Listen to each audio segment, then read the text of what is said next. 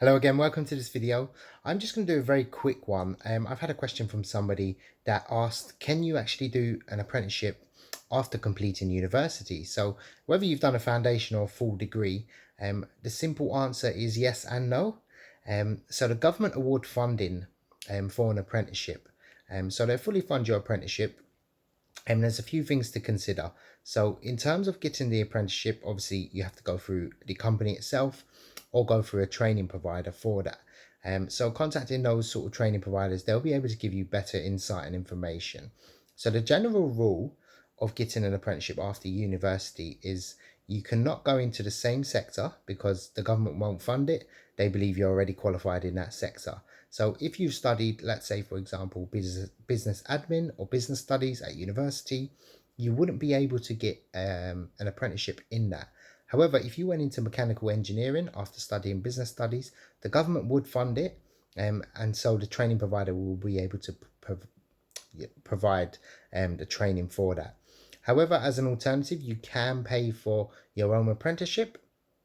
And nobody I ever know or have known has ever done that, but some people have done it in the past, just not from personal experience. So in theory, you can do an apprenticeship after university, but you would definitely need to be in a different sector as well.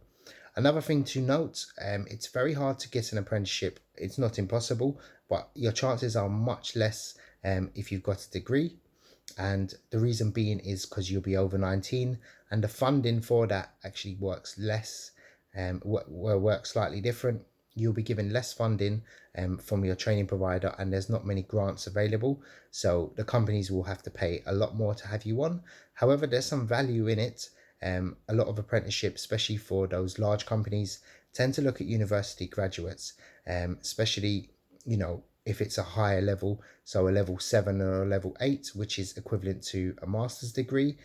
There are some elements of, software design. A lot of companies are specializing in that. So if you are looking at that for an apprenticeship, chances are they would definitely need a degree or a foundation degree at least as a minimum, as a sort of entry for that.